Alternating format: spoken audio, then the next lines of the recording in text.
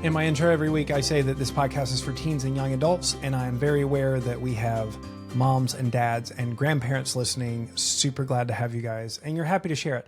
I even got word of a pastor in South India who translated this into his native language and sent it out to 300 to 400 of his pastor friends. So that is awesome. That's an incredible way to share it, and pray about it. We're praying through making that a regular thing where people in other countries can hear this short, daily, gospel-centered podcast.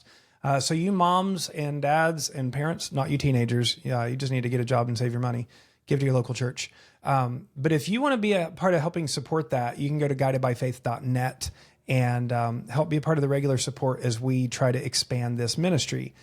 That's all the commercial, because I want to talk to you today as we are looking at friendships and betrayal through the lens of the gospel. We're going to talk about betrayal today, and I will just be right up front with you. Betrayal is among the worst human experiences that you are going to ever experience. Betrayal really is among the worst human experiences, and for some people, betrayal really can feel like death. And for some, I don't want to minimize death. I truly don't. But in some circumstances, there are some betrayals that are worse than death, that really are.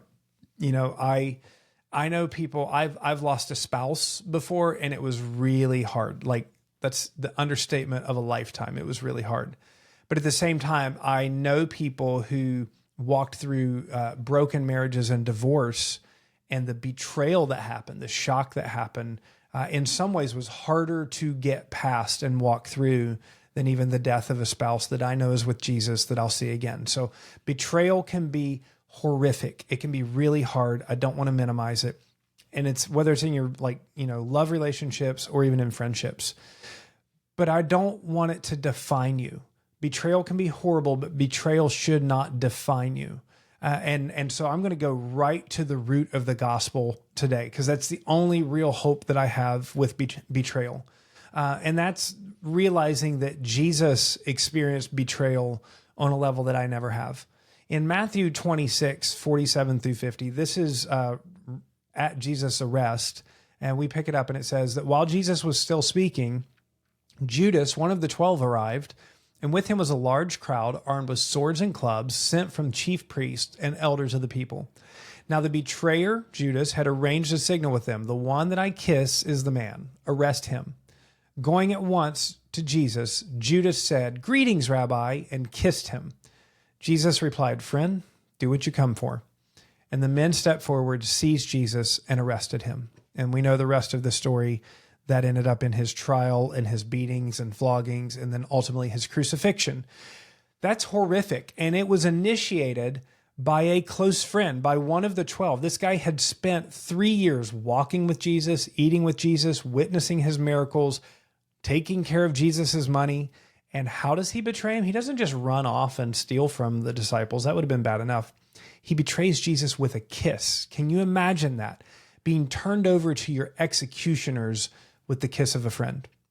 But I'll tell you that this is an encouragement to me, because this betrayal feels unrecoverable. It feels horrific. But the truth is that Jesus redeemed the world through this betrayal. Jesus redeemed the world through a betrayal, and he can redeem your betrayal as well. If Jesus can take the betrayal of Judas and walk through the cross and then rise from the grave on the other side to give you and I new life, and he does that through an evil event. I think of Joseph in the Genesis, when his brothers sold him into slavery, and he ends up being the deliverer of all of Israel. He tells his brothers, "You meant this for evil, but God meant it for good, for the salvation of many." And I want you to think of that. I cannot excuse whoever betrayed you. I don't know what level they did it to. I don't know if it's perceived in your head or if it really was one of the worst things in the world. What I can tell you is that even if they meant it for evil, God will use it for good. You have to give it to him, though, and you can't let it define you. You're going to have to walk through the heartbreak. You're going to have to walk through the grief. You're going to have to walk through the disorienting, but you have to trust that God can turn evil for good. God does not create the evil. He did not want the evil, but what men and women mean for evil, God can turn to good, and he'll do that in your life as well. And so the way that you walk through betrayal is you got to camp out at the foot of the cross. You have to remember that Jesus has suffered betrayal with you, and that ultimately Jesus on the cross was because of my betrayal, because of my rebellion and your rebellion against him. So if he can redeem all of humanity through that, I trust that he can redeem those who have betrayed me and those who have betrayed you. And so that's my prayer for you.